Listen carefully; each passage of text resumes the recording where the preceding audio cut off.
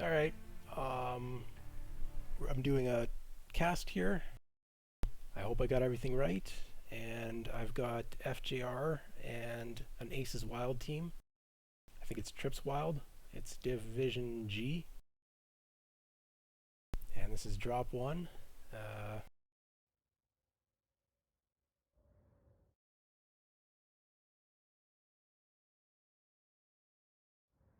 Okay, just getting the players in here. Domination, 10 minutes, 250 tons, 5 mechs, 5v5, clan mechs. Yeah, you all know what Tournament of Stars is by now, probably.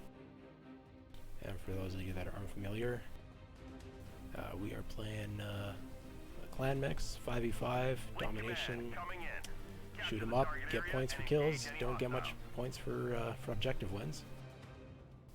And try to grab loadouts here. Small Pulse and SRM6. Streaks, okay, that's a bit interesting. Heavy machine gun, micro laser, 5 micro. So hard to pull up loadouts. I'll just assume they're all the same. Should be getting to action pretty soon.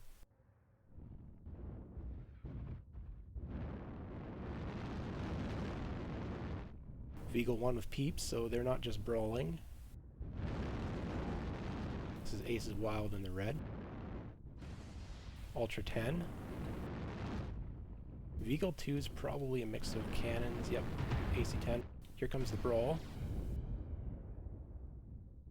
Gonna stop going through the Lotus, just start calling it. We got a range receive team here. They even brought a Rifleman 2C, probably, yeah, it looks like ACs. I don't know, AC2s or bigger. They're getting hit by brawlers here, and the brawlers have closed in. There hasn't been much damage. Yeah, it is AC2. Okay.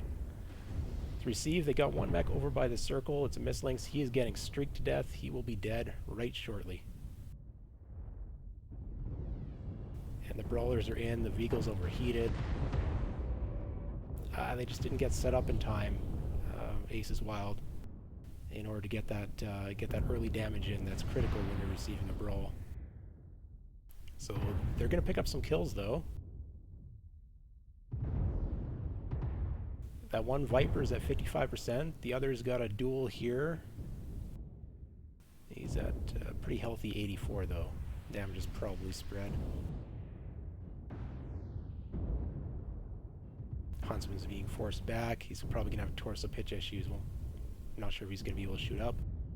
50% on Stormcrow. He went down. Yeah, but it's 3v1. I mean, he's pulling back. He's trying to get some range. Come on, I just want to get the damage on it.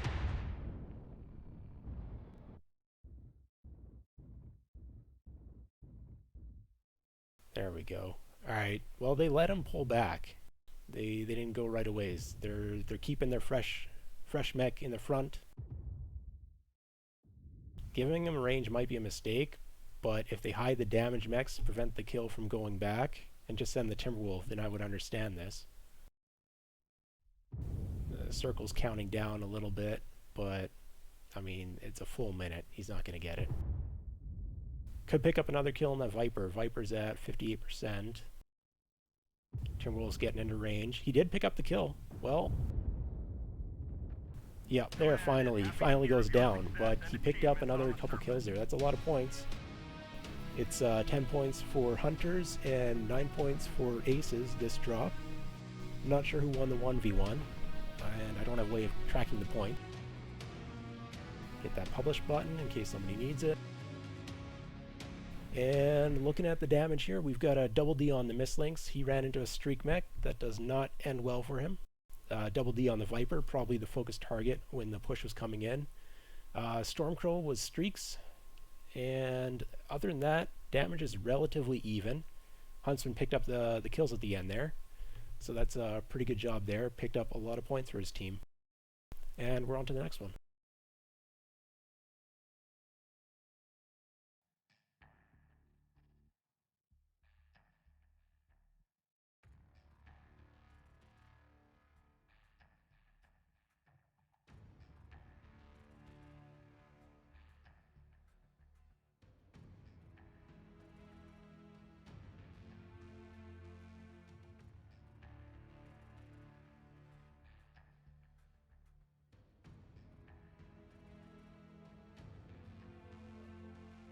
Okay,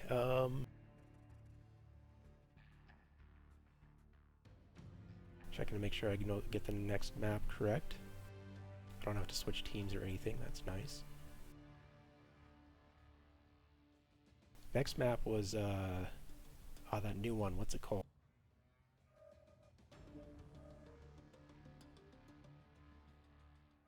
Emerald Vale, I think.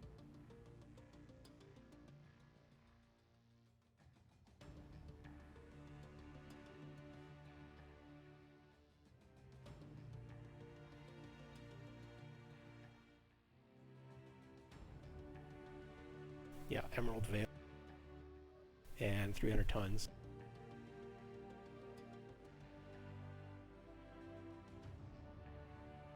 Domination, Emerald Vale, 300 tons. Yep, okay.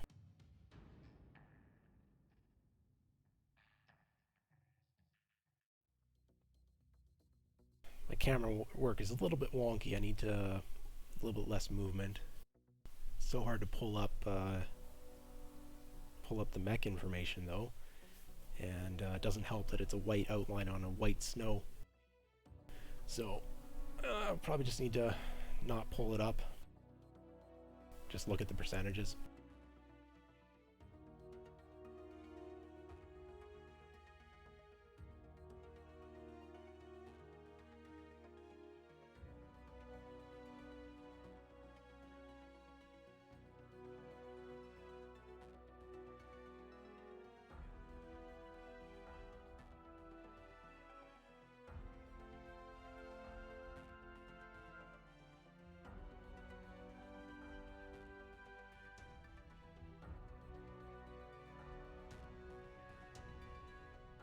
Looks like both teams are taking the full 300 tons.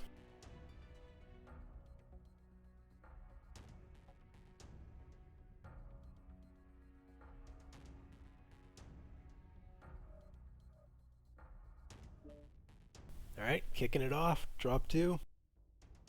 Very close so far. 10 points and 9 points. So depending on the 1v1, they're either tied or they're separated by 2 points.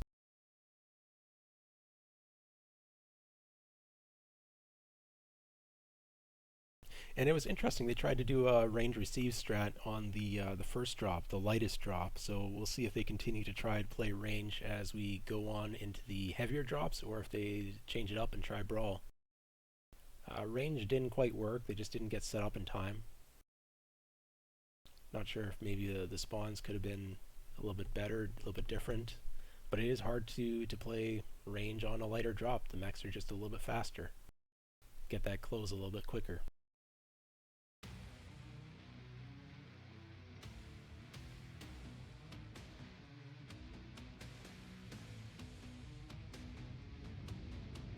Okay, just watching the Aces Wild arrive here in red.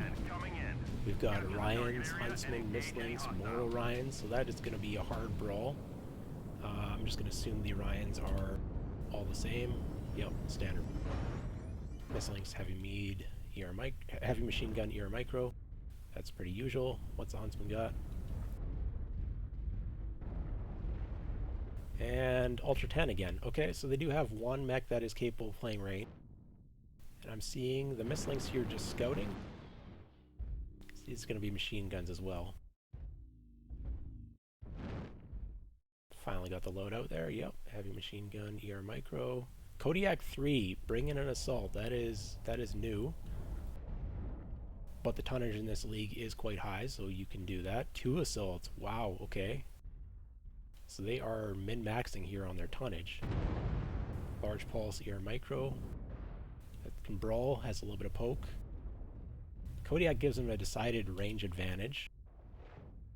But the... okay, yeah, Heavy Machine Gun, ER Micro. But... Executioner against the 2 UAC-10s, I mean, that's about a wash, so the range advantage is definitely with FJRD, or Fun Junior Ridiculous, I believe is their team name. These Orions are going to have to not take damage and then make that push when they realize what's up on the other team.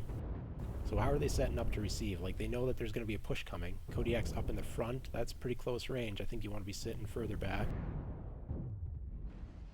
And the Executioner is right beside him. I would personally spread the mechs a little bit, make the Orions have to push further, but they're not pushing. They're just kind of sitting and taking damage. That 1v1 Huntsman Viper, I would have taken that 1v1. Some alone time with a jammed up UAC Huntsman. See if he can pull it off, get that quick kill. His team is nowhere to help. 68%, second Viper showing up, but he's getting away. The Orion's here now. And I don't think that Huntsman's lost anything yet. He's probably open in some places, but yeah, he's going to get away. Oh, on the other end, we've got a push here. It's actually not the Orions pushing, it's the Kodiak pushing.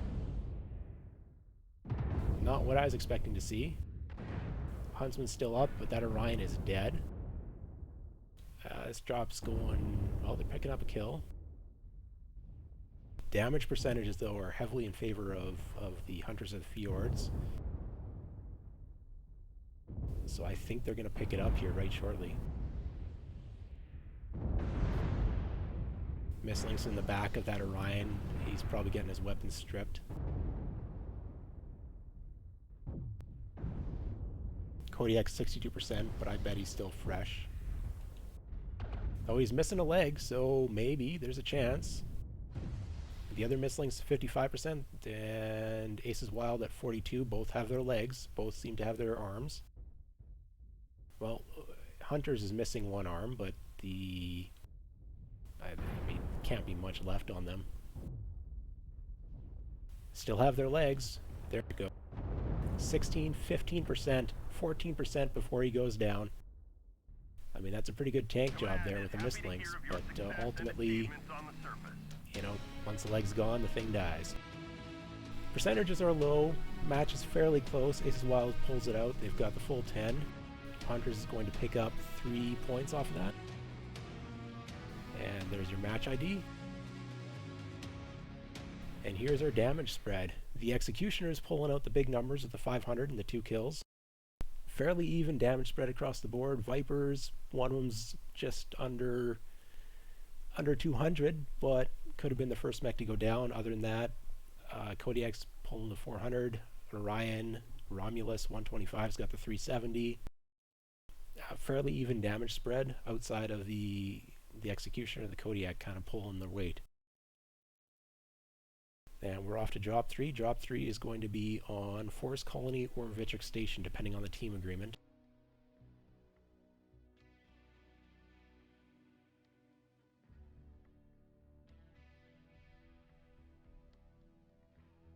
Okay, looks like my stream is not having issues. That is great. 5 minutes till I find out.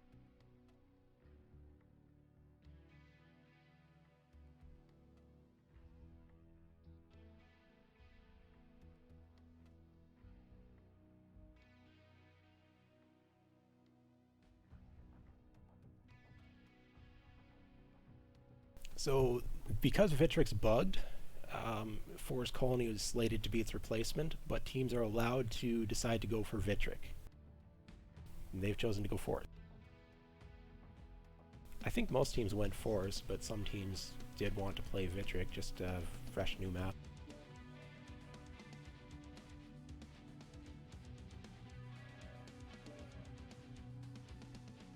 Okay, so we're doing Forest Colony, and this is a 350-ton drop.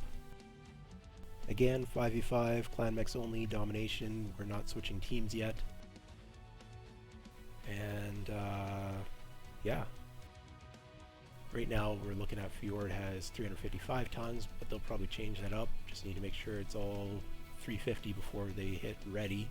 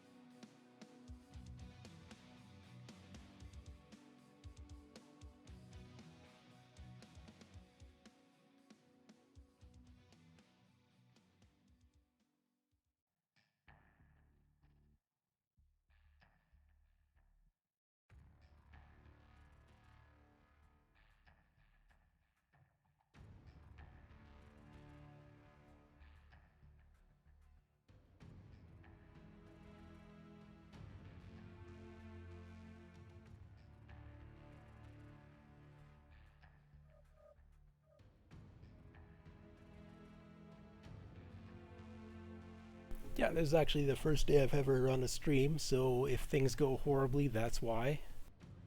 And hopefully I improve. But teams aren't getting cast, so I'm going to try to do it. Hopefully some people are enjoying that, having a good time. Looks like we're locked.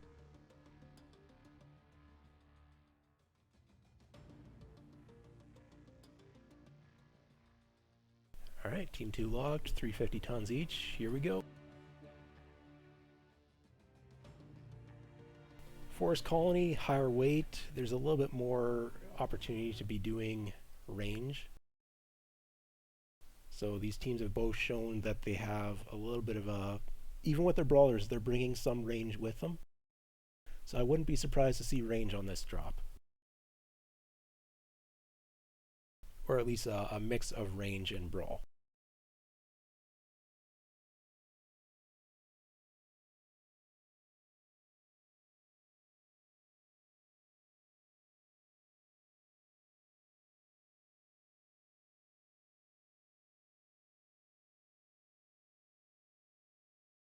Try to remember where the drop zones are. Maybe I can pick up loadouts a little bit before they arrive.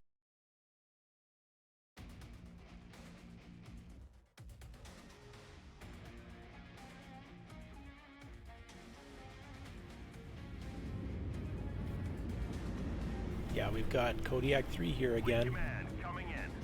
One Kodiak 3, 3 linebackers, and a Stormcrow. Stormcrow, is he going to be streaks again? Yes, he is. That is a streak Stormcrow. Kodiak's got the big 50-point alpha again. Linebacker, Micropulse and SRMs. Okay, I've seen a lot of flamers on linebackers, but these are bringing... Okay, Meat Pulse, Micropulse. Ultra 20, that is... there's a set of 8 on that, so he's probably running something with that set of 8 for that Ultra 20. That is quite an unusual build. Haven't seen that before, but I do know there's a set of 8. These are probably their last Vipers, but we're moving up in tonnage, so Kiffox, that's machine guns, and okay, well that is not something I've seen and not meta. Not meta from what I've observed in this tournament. I know it does work though. AC2 Direwolf, Ultra 5, Ultra 10, so these are mid-range DACA with one long-range DACA. And then Machine Gun Kid Fox, Machine Gun Viper against SRM linebackers. That is going to be a hard push for that position there. And Aces Wild has a circle, so Hunters will have to push at some point. Stormcrow, I thought they were going to have diminished value because of the streaks, and streaks drop off once you start fighting against things that are bigger than lights, but those streaks are still going to be able to mess up a Viper and a Kid Fox pretty well. We've got a Kodiak here. He's got a little bit more of a focused range than those UAC 10, UAC 5 Mad Cats from the Aces Wild, but it'd be hard to outtrade 1v2, and that AC2 Direwolf is going to do a number as well. Got UAVs up over the Pickle Factory. Obviously, the Vipers are using the radio tower, and one thing to note here is that Hunters of the Fjords have not brought any jump jets. And this map here, because of the domination circle position and the radio tower, you need to have jump jets in order to be able to displace lights off of the top of the radio tower. But that's not their biggest concern. Right now, they're looking at pushing through the Pickle Factory into a triple stack of Direwolves and Mad Cats. And these guys, they're not spread, so they're going to be getting in each other's ways. Trying to get some elevation here, but they've got pretty good firing lines, and the Pickle Factory is a bit of a choke point, and these mechs are going to have a little bit of trouble navigating through it, although they've mostly made it through, but they still have to push. It's like a good 300 meters that they need to get to the Mad Cat pile, but if they just strike it a bunch, those guys are so closely packed, could do a real number on them. So we've got a Kodiak at 56%. Yeah, he can't trade against them. He's trying, but he can't. The linebackers have to push. Mad Cat 59%. Kid Fox is pretty low as well. Here it goes, here it goes. Can they get those kills? They need to get some mechs down, quick. That Stormcrow's legged, he's not making it in. Mad Cat's still up. He hasn't lost an arm, he's still got all his guns, probably open CT. Kit Fox in the back, he's taking cover, trying to stay fresh. Kodiak's still up. These linebackers haven't gotten in. They have to go in. I know that they got meat pulse or whatever, but they have to get in there. The mechs are quite low on Aces Wild. They could turn this yet, but they can't just continue to peak that ridge. They're not going to win those trades. They have to go in. Wish I could easily pull up the damage here. Kit Fox 38%. He's got to be legged or something by now. But I think that they have to go in with these linebackers, and they need to go all three, not just two at a time. They can pick up a couple quick kills here. Maybe they can turn it. No. No, they're just not getting in. They should be able to pick up some kills here. Yeah, last linebacker, he's, you know, try to pick up a kill. It's worth 2 points if you can get a single kill here. He's got behind him. Oh, he's got that UAC. Okay, yeah. He's not getting it. The UAC jammed?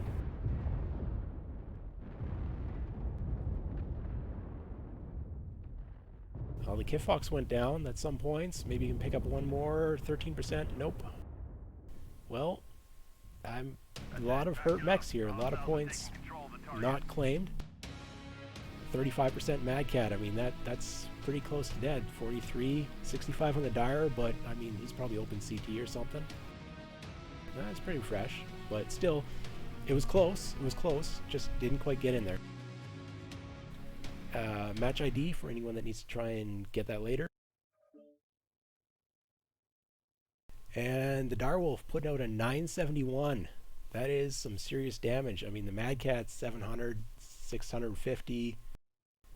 Kind of tells the story of the drop. Red line with that, I'm not sure if that's the UAC build or not, but they put out damage. I mean, the Kodiak's got 600, Stormcrow's got 300, but they didn't get the kills. The mechs were chewed up, but the damage just wasn't quite focused enough. A little bit better focus fire could have turned that around. That is some healthy damage totals, though, from everyone in that drop. Kit Fox has got 300. That's pretty impressive, you know. Just not quite getting it done. I mean, 3 cripples.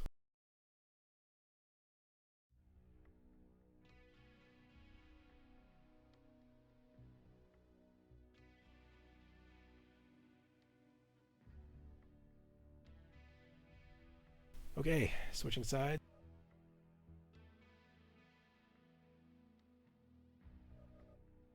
Okay, so I need to manually switch every single pilot over, and they're all wearing the same clan tag, so this is actually not that hard. Just going to put it out there for PGI. If you happen to ever see this VOD, we would like a switch teams button in the private lobby here. Just a little button that we click, and then everybody switches. Not so bad with 5, and where they're all wearing the same tags, but if you got 12 people in the lobby and they're all just Skittles with their own tags, it's really hard to switch teams over without messing it up.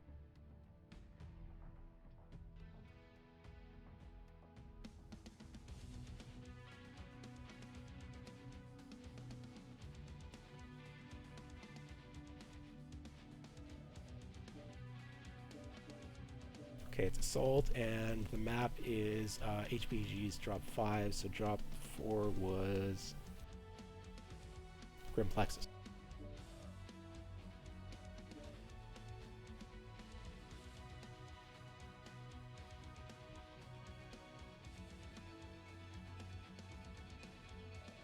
We are on Grim Plexus, and it is 400 tons. Both teams are readying up pretty fast here. They're in their mechs. These guys are organized, which is great because I'm not, so instead of waiting for the teams, we're waiting for the caster to figure out how to put a delay on his stream and all that jazz. First person, 10 minutes, time of day doesn't apply. Assault on Grim Plexus, yeah, looks okay.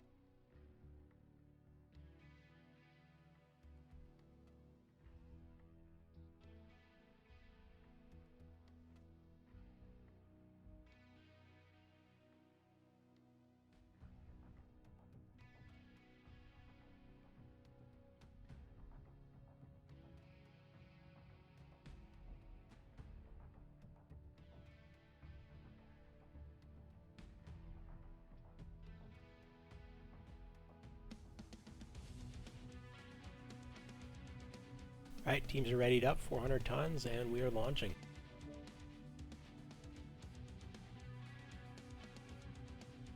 So we've seen Ace's Wild play range on the previous drops. I think they're going to keep it up. I expect to see range mechs on Grim Plexus. Not sure what they're going to do. Could be AC2s, could be ER large. They've been running mid-range UAX, so maybe they'll keep that up.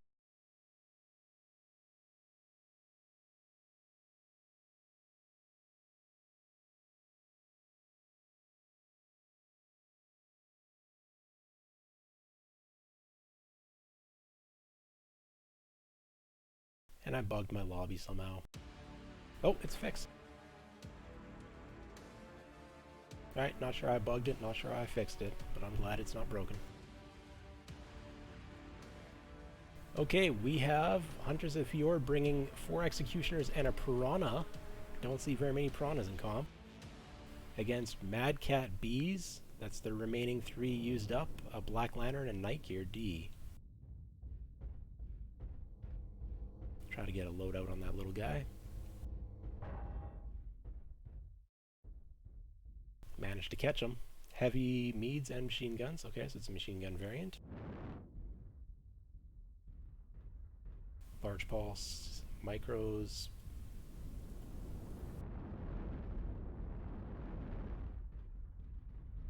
Yeah, okay, so lots of large pulse and here micro.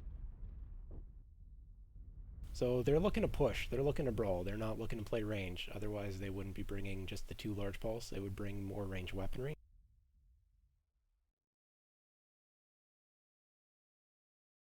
Small pulse, ER micro on the Black Lantern.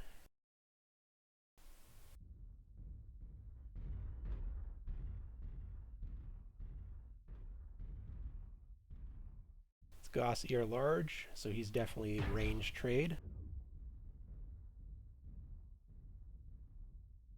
Ultras. It's too late for a hold because there are mechs in the circle.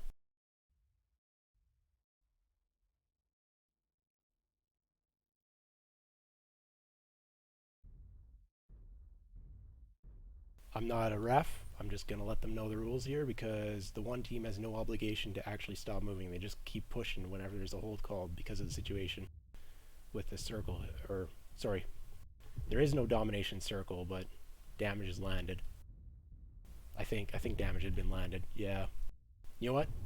I will have to check that later, but I'm pretty sure damage had been landed, so it's too late for hold. Executioners are pushing.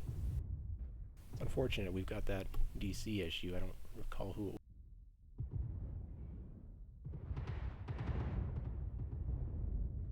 Mad Cats seem to be trading, winning their trades right now with that mid-range DACA against these... oh no, it's the Executioner, the 82% Executioner is not moving. So that is quite unfortunate. They could back off and hope that he's going to come back, but he's too close to circle, he would die. They would just pick him off while he's disconnected, quite possibly. So, just fighting a man down. Oh, the Piranha tried to get in on the Night Gear here. Which is a good move, but the Black Lantern just got that covered. Yeah, he did get a leg off that Night Gear, so if he had had a little bit more alone time, that would be a kill. It's the right move to do, but the Black Lantern's just, you know, can't escape from that. Yeah, this is hard. This is a hard one for Hunters of Fjord. Just playing down a pilot. And he's back. Okay. Yeah, he's open CT, probably because he wasn't torso twisting while DC'd. But he's back now.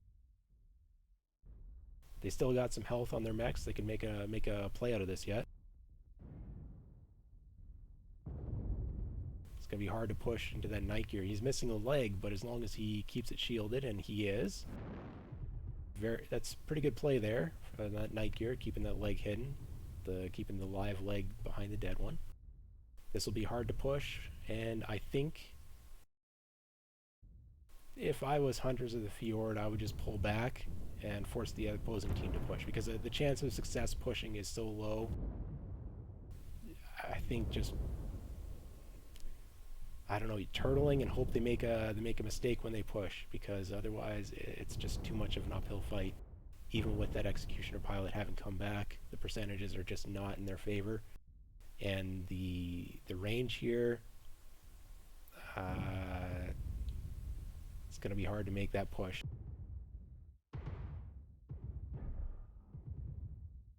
Yeah, you can see them trying. They're going bravely, but the sight lines are just there for that night gear, and those Mad Cats are just firing continuously. They're going to have a pretty good damage score again. Yeah, the execution is just coming apart. Black 36% here. I mean,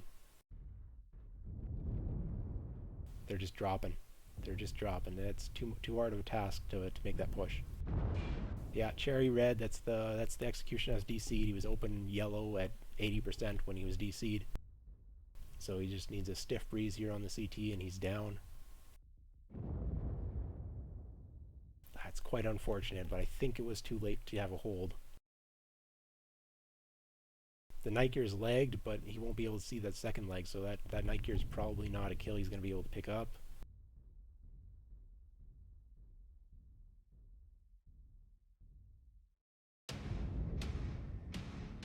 That one, Ace is Wild, I'll give it to them. They have a good receive location. I think it would have been an uphill battle for Fun Junior Ridiculous. But without that DC, I think the outcome would have been different than that 5-0.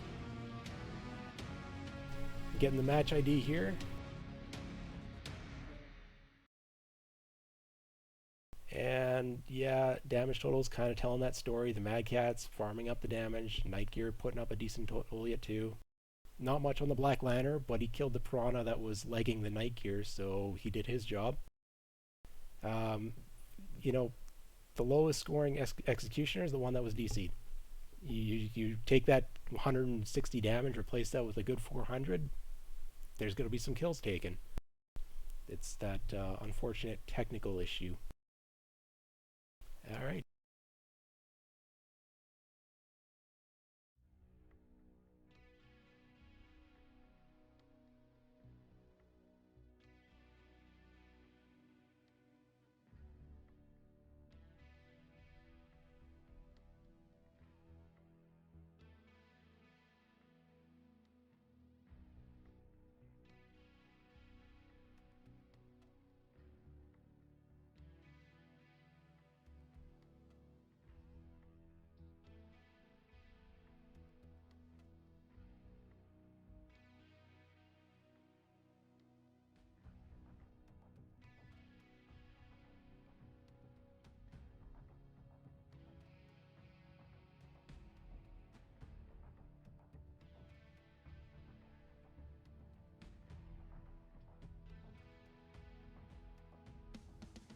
I thought the reason they couldn't do a hold was because of the domination circle, but it was assault, so then it would be about damage dealt. But I don't know.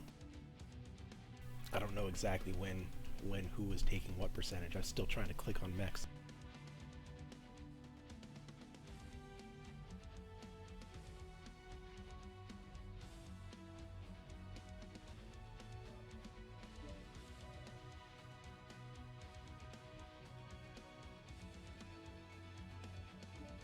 There it is, HPG Manifold. That is the last map.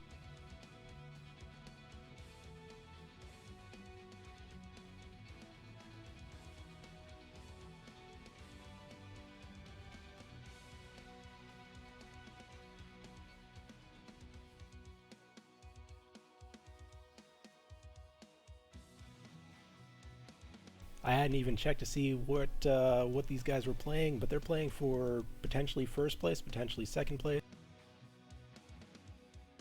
Going into this match, Fun Junior Ridiculous was 15 points above Aces Wild, and Aces Wild has been doing quite well, so I've lost track of the score, but I imagine that they currently have the lead in this match. Not sure if it's enough to take second place, but that is what they are indeed playing for, I do believe. Either team has a chance at first as well, because European Redcoats is in first place, haven't played their last drop yet, but they're probably playing for second place in this drop.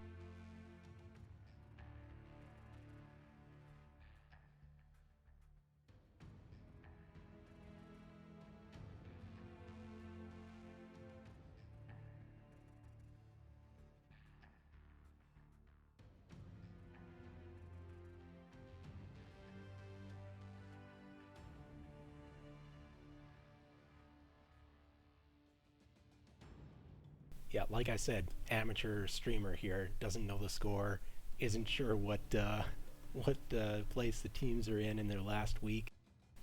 Realizes halfway through the match that, hey, they're actually playing for second place, guys. It's a big deal. Hopefully there aren't any technical issues going forward here, but I guess back to the match. A lot of Direwolves have been used up, a lot of Madcat Mark IIs. Executioners have all been used up except... No, they used an Executioner on drop 2 as well, so Aces Wild doesn't have any Executioners left if I'm counting right. So I'm not sure what they're going to be taking on HPG Manifold. There's been Kodiaks used. Not very many of the meta clan assaults left. So I don't know what we're going to see on this drop. I'm seeing 500 tons on FJRD. They have not locked yet. Aces Wild is 400 with 4 players. They need to bring one more player into the lobby.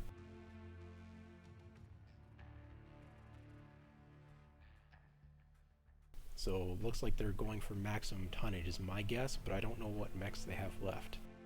I haven't been tracking it very well. This is where a second monitor and a spreadsheet would be useful. I'm expecting Kodiaks because the Direwolves and the Executioners have been used up, so there's probably going to be Kodiaks on the one team. Like Aces Wild, I think they used one Kodiak. I don't recall for sure if they used their Direwolves. Maybe it is 5 Direwolves. But I know that FJRD has been using up Kodiaks. No, I think they have their Direwolves left as well. Aces Wild used up at least one Direwolf. Yeah, probably a mix of Kodiaks and Direwolves for Aces Wild if they lock in at that 500. And then FJRD, having used up their Executioners on the previous drop, I'm expecting to see just like 5 Direwolves out of them. HPG Manifold, you can go long range trading, 10-minute match, see what happens. Or you could try to do some sort of push, but if you push, you kind of have to push low ground because high ground there's gaps. Bridges don't go over all the little gaps, so they would have to then push on the low ground, and that puts you at a bit of a disadvantage where you're getting shot at in a bowl and you can't necessarily shoot back. Looks like Team 1 is locked, Team 2 is locked.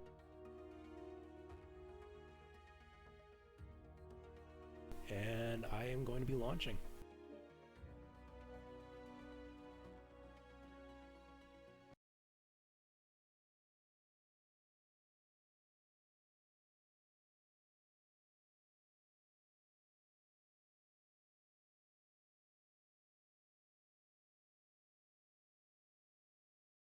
Alright, no disconnects, no crashes, just a clean 5v5 winner-take-all heavyweight bout here. The 5v5 clan mechs, 500 tons. So it's going to be the big boys.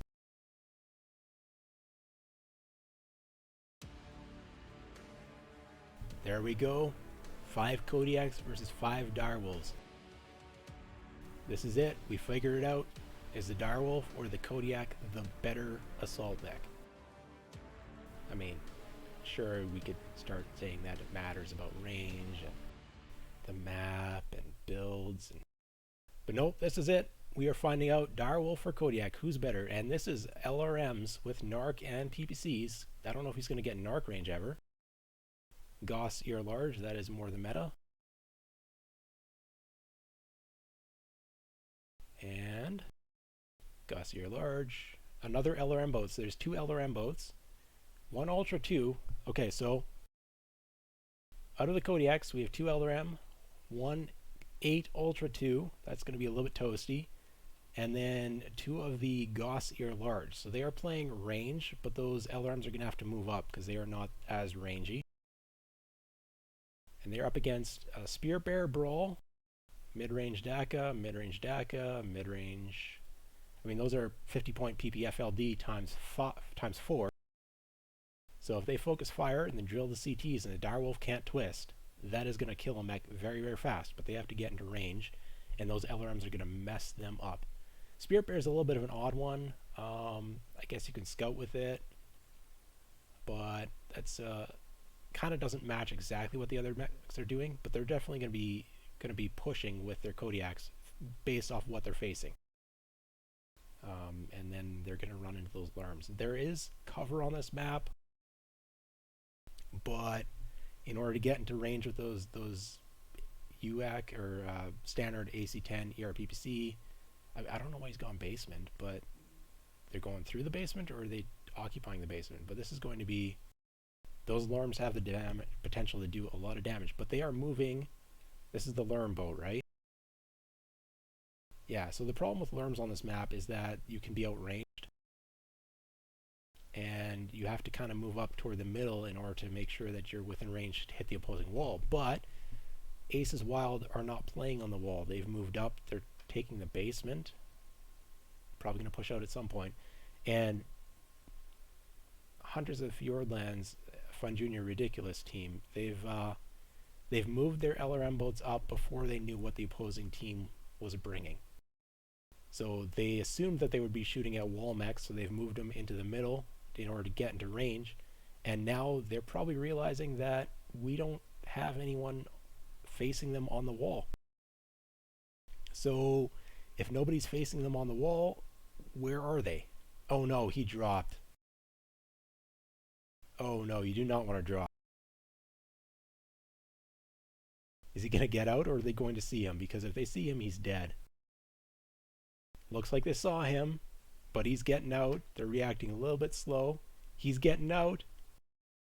Or did they? No. Ah, come on, they saw that. They're looking. Maybe they didn't see it. Well, Hunters of Fjordlands getting away with one there, but they are pulling their LRM boats out now. They need to pull back. I think you need to keep pulling back. I don't think you want to be anywhere near them. You want to make them push out towards you and farm the LRMs while they're moving in the open. But Aces Wild seems content to just sit in the basement. That's what the basement's for. But there's no objective down there, so they'll have to do something at some point. Probably don't want to wait until the last minute to push out. Just might not have the DPS to pick up kills, and you want to get at least one kill, get some points. Here they come. They're pushing. They're in shelter from some of the direwolves. There's only 2 direwolves that can see them right now. No, you need to keep moving forward. You can't just back up. Now the alarms are hitting. Hug the wall on the right. Oh no. Oh no. Well, pour one out for my boy. He made it to cover, but he's half the mech he used to be. So is the direwolf, 40%. Yeah, that was like a 4v2, I guess. Because the worms were coming in, but the other direwolves weren't able to see. And a lot of those worms, I mean, they kind of hit the one Kodiak pretty hard, but the other Kodiaks, I guess, got some good damage onto the direwolves. That one direwolf, though, all his weapons are in the right torso and right arm, so he's still combat effective. He's just going to lose some heat sinks here when that side torso goes. And Spirit Bear's maybe got a victim. Not sure why you're moving up with the Lerms, but he's covered, so that Spirit Bear would have to push in the open.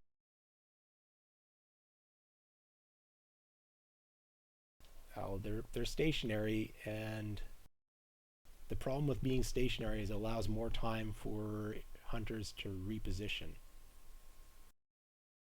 Sneaky Lerms in the back here. That is something. They get the first kill. Direwolf gets dropped. I mean, and the other one has to drop off the wall. So those Kodiaks at that range, they've gotten into their sweet spot, that 600-700 meters where they're going to win the trades. And they're able to focus the fire, so there are 4 of them shooting at 2 direwolves. We've got another direwolf here who's perfectly fresh. I'm not even sure if he's been able to do shooting. He's at 100%. That is Goss Ear Large. He just needs to reposition, but you don't want to go and trade 1v4 because that's what happened to your last direwolf over here, whose corpse you can still see up on the wall. And the surprise LRMs in the back, that is something I'm waiting to see here. That is going to be quite the shock, I imagine. Yeah, he got one volley, now he's backing off. They're hitting the wrong guy. The wrong guy's, he's in cover. I mean, from one direction, not from the other. See, his back is just opening up there on that Kodiak 3. Spirit Bear's going in. Oh, is he going to pull it off? I think he can pull it off. I believe. This range, yeah. Just going straight CT. At that range, you're not going to win in Direwolf against a Spirit Bear. Not with Gaussy or Large. Just one more hit. Is he overheating? Okay. Well, he took damage. Yeah, CT open. These other two Direwolves kind of trying to push. There's only one mech left. Kodiaks are doing quite well.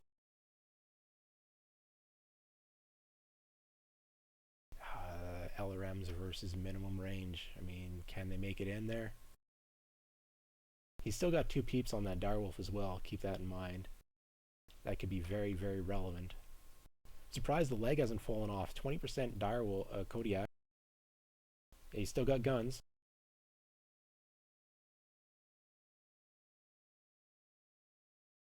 Yeah, no, they're going to get it. Can you pick up another kill? Nope, no kills. Wow, 5-0. I mean, we've got a 20%, 40%, 52, 65, 71. Nobody's healthy, but they're all still walking. That is, yep. A little bit too much spread damage on those alarms. There's your match ID for anyone who needs it. And yeah, we've got 1,000 damage, 970.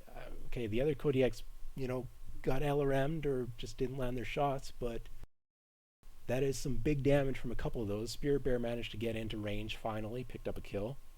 And this will be one of the LRM boats, and I'm not sure which of these ultraviolets was the other LRM boat. It's putting up the damage, but I guess it's just too spread. You've got a lot of wounded mechs, but they're not dying. I mean, 2 mechs pulling 1,000 damage. It's a lot of armor on the field, and another with a 976. Like, this is some big damage totals, but the disparity is a little bit high. Just some mechs got wrecked a little bit early by Lerms, or didn't manage to get the angles.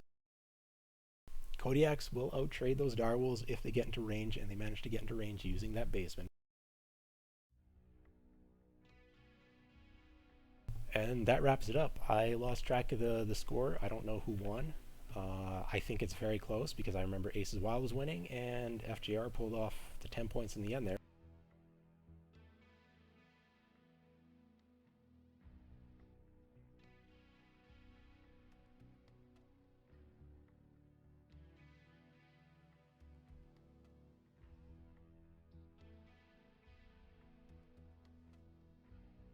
Alright, and that is my first cast and first day streaming, so getting right into it.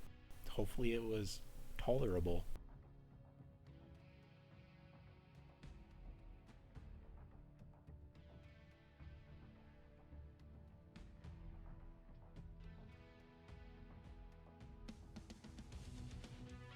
Alright, I'm dropping.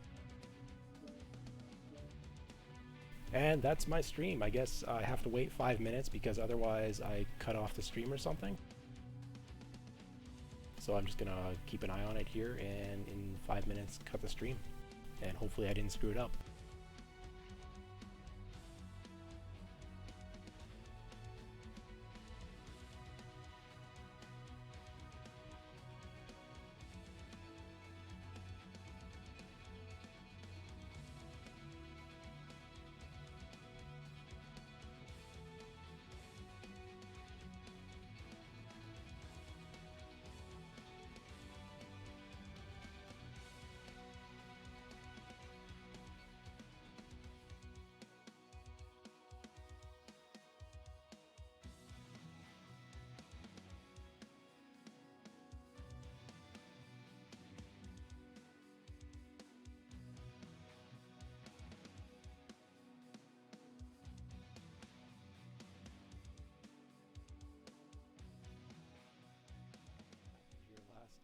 Over here, whose corpse you can still see up on the wall. And the surprise alarms in the back, that is something I am waiting to see here. That is going to be quite the shock, I imagine. Yeah, he got one volley, now he's backing off. They're hitting the wrong guy. The wrong guy's, he's in cover. I mean, from one direction, not from the other. See, his back is just opening up there on that Kodiak 3. Spear Bear's going in. Oh, is he going to pull it Sounds off? Like maybe we're doing an interview. I don't know if these teams maybe want to talk it out. They're playing big stakes here, and they had a close match, so if they're in, then I'll keep the stream running and bring them in for that interview. Straight CT. At that range, you're not going to win in Direwolf against a Spear Bear. Not with Gaussier Large. Just one more hit. Is he overheating? Okay. Oh, he took damage. Yeah, CT open. These other two Direwolves kind of trying to push. There's only one mech left. Kodiaks are doing quite well.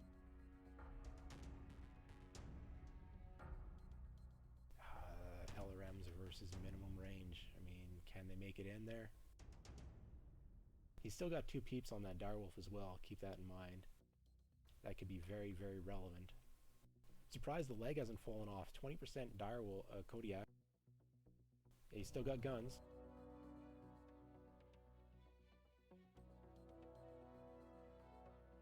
Yeah, no, they're gonna get it. Can he pick up another kill? Nope, no kills. Wow, 5-0. I mean, we've got a 20%, 40%, 52, 65, 71. Nobody's healthy, but they're all still walking. That is, yep. A little bit too much spread damage on those Lerms. There's your match ID for anyone who needs it. And yeah, we've got 1,000 damage, 970.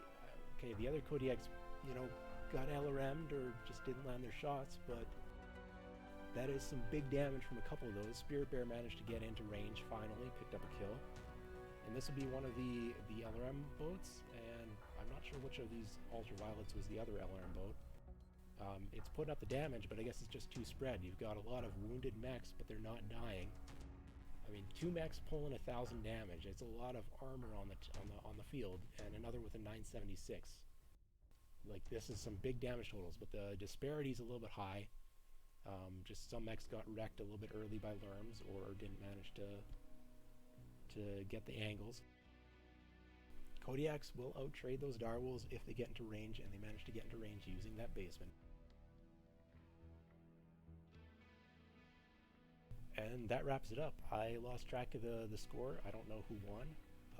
I think it's very close because I remember Aces Wild was winning, and FJR pulled off the 10 points in the end there.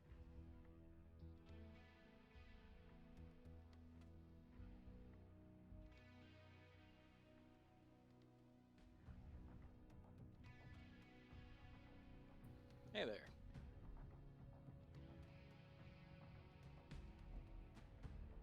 All right, and that is my first cast and first day streaming, so getting right into it.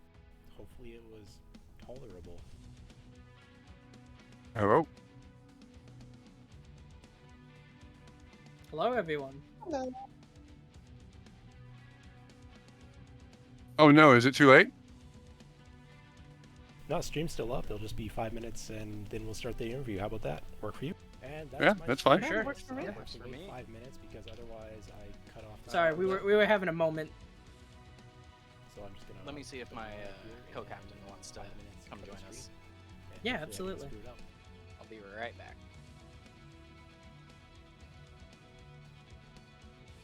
Okay, so interview. I found out midway through the match that you guys are playing for second place, it looks like. Yeah, that last match, I was just watching that and having my heart pound the entire time.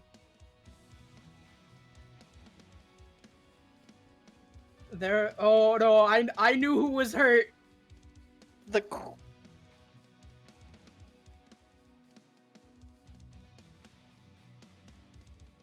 Yeah, no, everyone was calling that, like, hey, pull back, stay alive. Like, I could tell on both sides that was happening.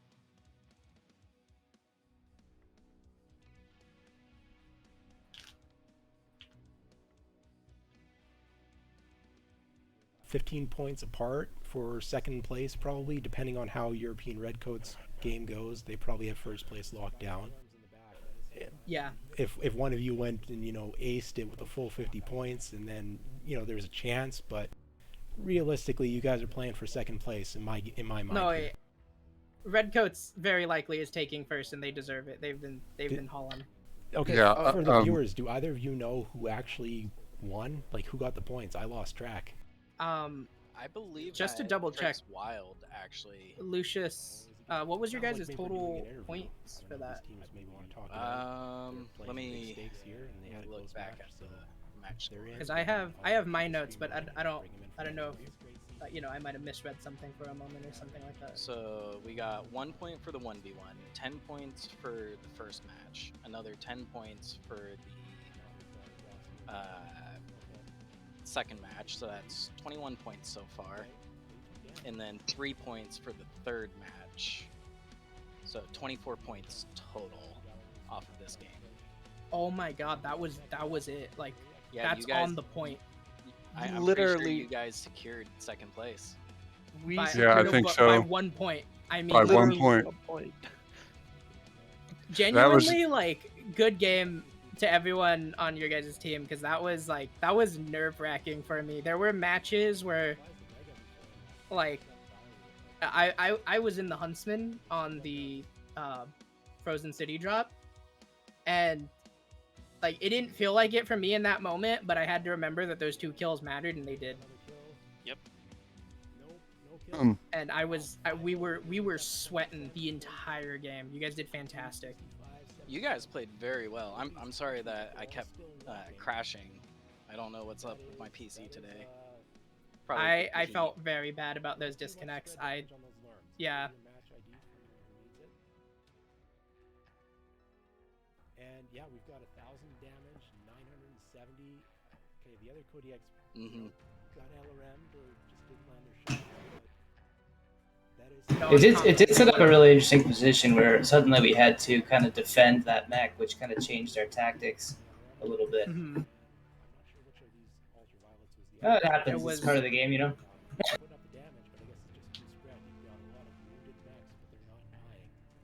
Yeah. No, you guys, they called hold, and I had already loosed my Gauss. And at that point, like, yeah, no, we had I engagement rules for disconnected this one, like right? right at the worst, or I crashed right at the worst. I was looking at you. Yeah, you're I'm just pretty sure it was hill. because you stopped moving. The target I shot stopped moving, and I'm pretty sure that was you. And I shot at the disco the moment, like that. I felt terrible. I was thinking it couldn't be a hold because of domination, but you were actually playing assault there. I just had missed that, so it would have been the damage that was preventing the hold. Yep. No, it was the engage. Yeah. And also perhaps the time. I'd have to check the rules, but I think we were over a minute in. It was 8 something. Yeah, so it probably wasn't holdable at all. But for the most part, you guys had close matches. A lot of them were wounded walking, even if it was a 5-0. Well played, and it was interesting seeing some of the attempts to play range in the early drops.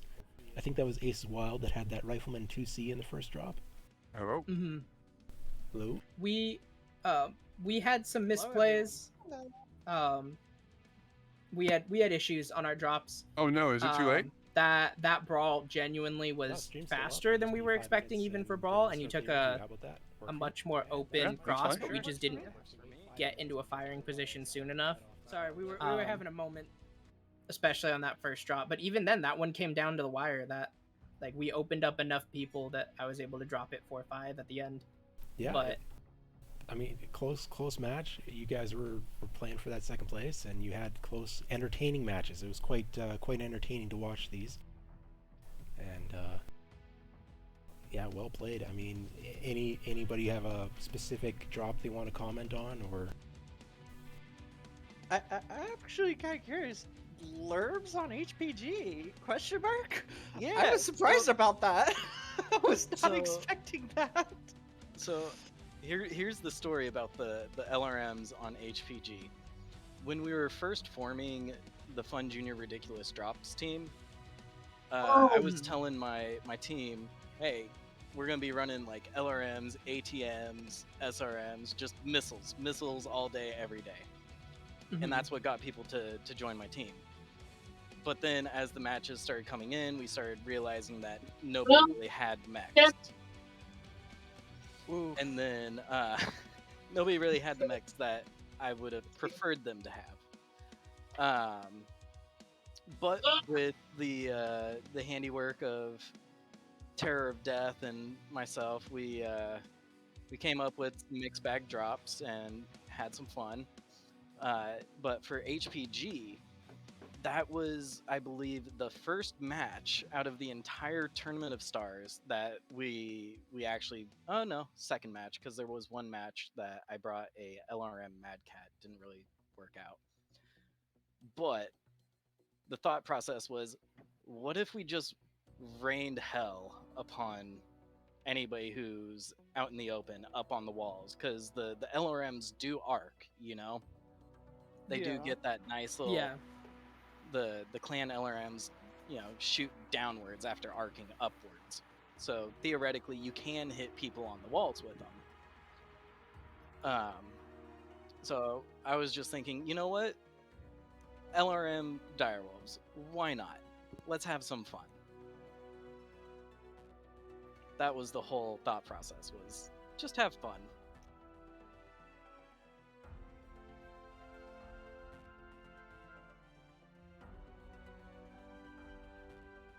Yep.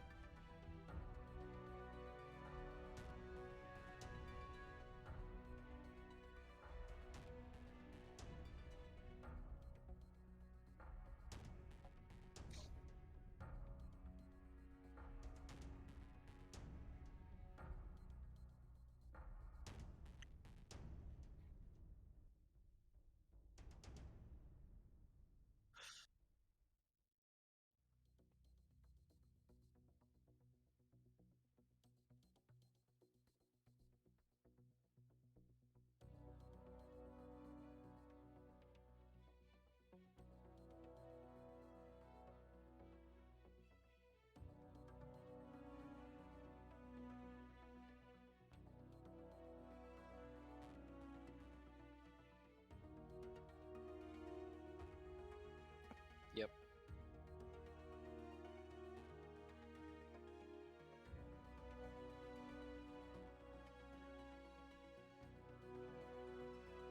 Yeah, I think the LRM They kept this. boats dropped Sorry. 1,000 damage each, so I think they did pretty well.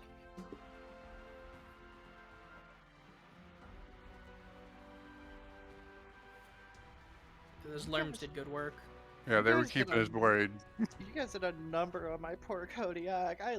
This is the second Kodiak brawl in a row that my Kodiak has been like almost entirely destroyed or completely destroyed.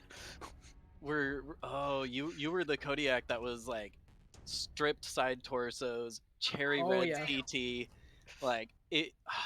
I was so sad that none of the missiles critted and just I was literally, I had nothing left in that Kodiak. I was just living just to be defiant.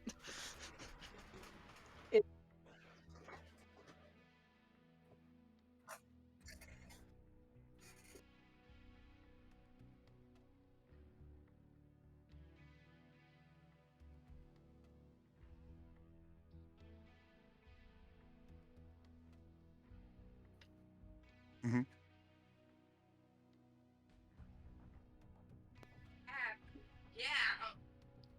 Excuse Tula, my girlfriend.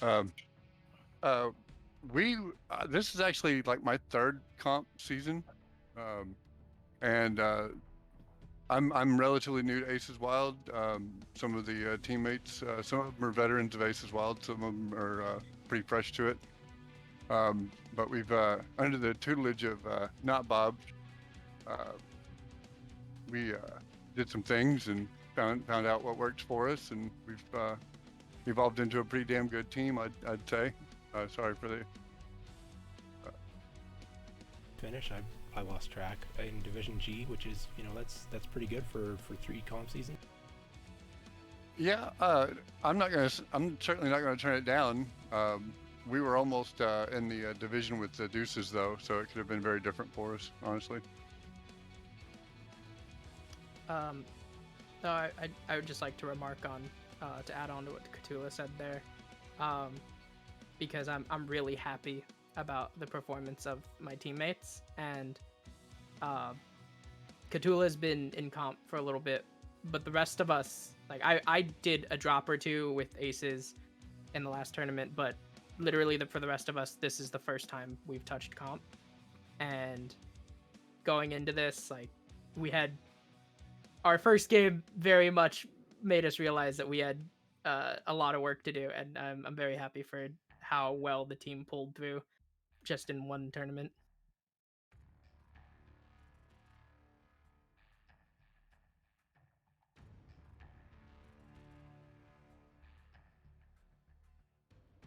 Mm-hmm.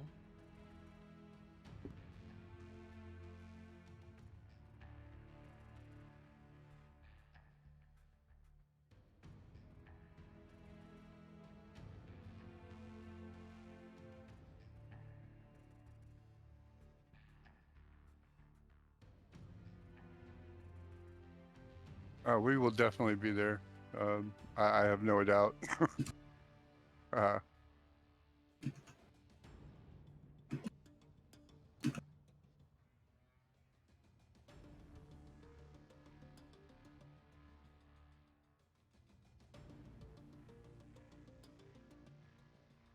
Thank you. Yeah, Thank you. for Yeah, casting. thank you. Yep. For Yep. sure. Maybe. Maybe.